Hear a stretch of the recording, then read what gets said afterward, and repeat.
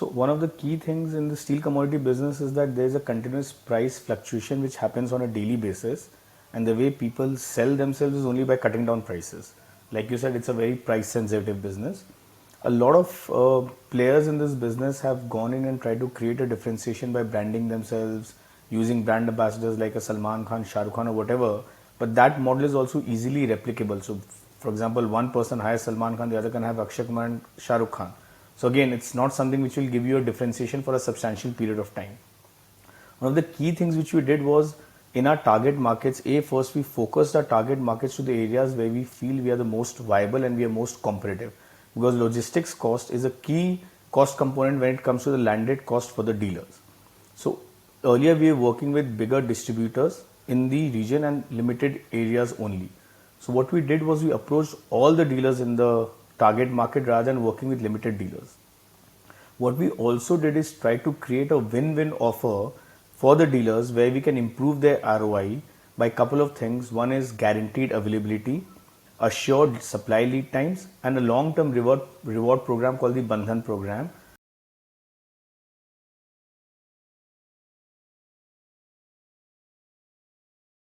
We were having a gold scheme which we ran for at least 2 years, where if you achieve certain targets, certain quantity targets within a period of time, you're going to get this much of gold. And for more targets, you are getting more points or more gifts or whatever. The problem in that was at the closer to the end where your program is supposed to lapse, the dealers, in order to fulfill their targets, would end up buying more because they just have to complete the target. The fact that they would end up buying more is they would increase the inventory. The next month, ultimately, the buying would come down because they bought extra during the previous month. Effectively, you were not increasing your sales. It was an optical illusion that the sales we are doing, we are increasing our sales. To the buyers, because they were getting similar schemes from all your competitors, they were chasing multiple targets at multiple times of during the year. So, with this non-lapsing of points, we've sort of developed a dream gift for the dealer which he would want to achieve in say 2 years, 3 years or 4 years. For a dealer, for example, getting a car in a period of 3 years, if he delivers that much of points, is something which is of a dream value for him. It's something which is going to change his entire social stature within the society in which he lives. So this dream gift within our Bandhan program is a significant differentiator for us.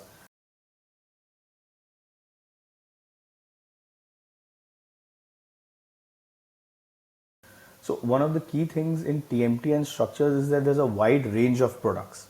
So within structures also you have maybe 20, 30, 40 different SKUs which you're supposed to supply. One of the key issues which we were facing was every time a dealer would give us an order, he wants a product bundle, like a basket of products within this range we are offering. And our plant mostly would have some sections there, some sections not there. And there was this continuous tussle happening between the marketing team and the production team to ensure that we roll as per what the customer wants. And we are just trying to chase something which we're not being able to achieve. So one of the key things we've achieved now is OTIF, on time in full, where we are targeting that we are going to have entire range available for both TMT and structures, and we are going to deliver on time to all our dealers. We've set an internal target of 48 hours of delivery from the time of order is when the shipment has to be dispatched from the market. Also what we've done is we've added this day-to-day interaction with the dealers and a frequent ordering module where the dealers, rather than ordering whenever they want to order, we're going to allow them to order once a week or twice a week and try and give them smaller inventories, which will help them reduce the inventory which they are carrying in their shops and thereby cut down their overall investment in the business. Also, because of the price volatility, if they have lower inventory, the chances of them making stock losses on the inventory will also be reduced.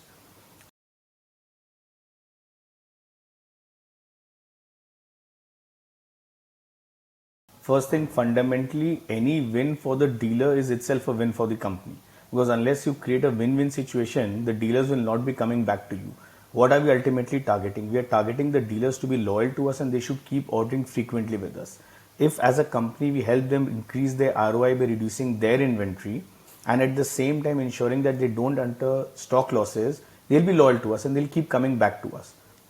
Also, for the company perspective, from the production operation side, maintaining 100% availability of SKU is very critical because we are able to service the dealer better. See, like you said, in a commodity business, price is something you can always compete on. Service is something which you need to develop over a period of time, which the dealers will always respect you for and come back to you for. So the dealer's loyalty is what is important for me, which is what we've targeted in doing now.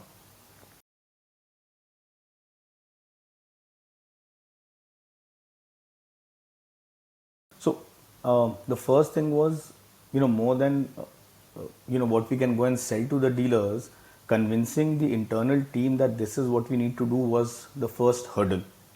So getting the entire production team and the marketing team on board was very, very critical for us.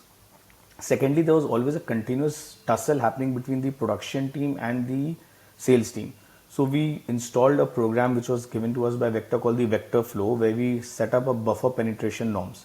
Once that was set up, the production team was producing whatever SKUs they have to produce based on the sales which was happening. So rather than trying to chase what the customer might want, we were only producing to ensure that stock availability is there. So the entire tussle between the production and marketing was eliminated. Also, when we went out to the market, we had to convince the dealers because they were always stuck onto the schemes which was provided by the competitors, which was finite.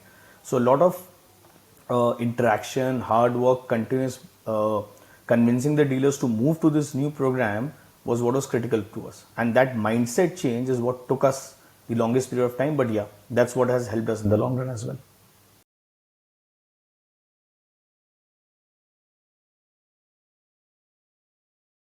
The dealers initially had two apprehensions. Since we are working with bigger dealers, the biggest apprehension when we mapped out the entire market was in each area earlier we were giving only to one dealer. Suddenly we started giving to three dealers in the same area, and our primary dealer had a severe reservation that my sales will go down. It took us a lot of convincing. Sometimes personally I had to meet a couple of dealers, but the fact is that they realized that despite other dealers getting material from MSP, their share was also increasing. So it did not lead to a cut down in their sales also went up, and that is what practically happened, and we had to wait for a couple of months before they got it. Also, this delivery thing, there was definitely a lot of apprehension from the dealer side whether we will be able to achieve delivery within 48 hours or not. Definitely initial apprehensions were there, but when you continuously did that for the first 2 months, 3 months, 4 months, and they started getting delivery on time, is when the buy-in happened. Just by giving them empty promises, there will be apprehensions, but it's the consistent delivery over a period of time which made them convinced that yeah, this might just work.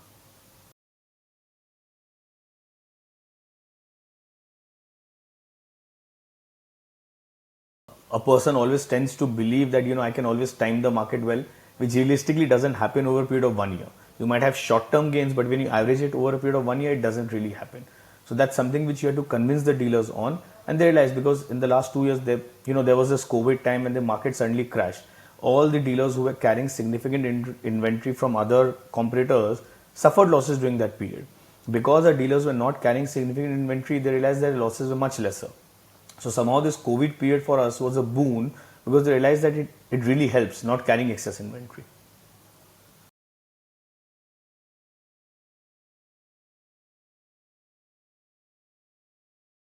I would say my availability earlier used to be 55-60%. It is now close to 97 to 100% availability of all SKUs at all points of time. One of the key complaints of our markets was delivery, and sometimes the dealers' orders were delivered after 7 days, 10 days because of either lack of SKU availability or lack of vehicles. Today, we are confidently assuring 48 hours of delivery, and from what we track every month, we are achieving that close to 98-99% in terms of on-time delivery. Also, our target market, which is the Chhattisgarh market, which is within a 200 kilometers area, our sales have definitely moved up from say around 800 tons to 1400 tons, which is close to 70-80% jump. And in terms of structures in our target area, the sales have doubled. So, yeah, in terms of volumes, in terms of availability, I think we've done phenomenally well. We've also managed to get some somewhat of premium in the market now, because once the dealers have started realizing that they're getting 100% availability on time, we sort of managed to get close to a 7 to 10% premium as well on our pricing, and we're looking at increasing it to 20% now. I think we were earlier working, if I look at my one significant market, which is Chhattisgarh, we were working with 50 dealers. Today, on a frequent basis, we are selling close to 200 to 250 dealers, and we're looking at moving it to 400.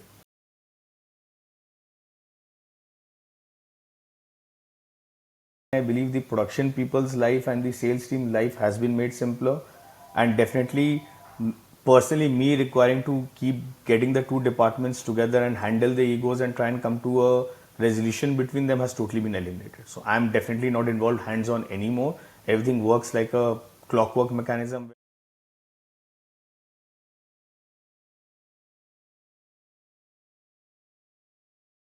So one of the key things we realized that once we have this dealer network in place, we've sort of created a pipeline. Now we look at the dealer. So the dealer, apart from buying TMT and structures from us, what else is he buying from other people? We figure out he's buying something called rings. He's buying something called binding wire. So we already started these two products and we're supplying to the same market.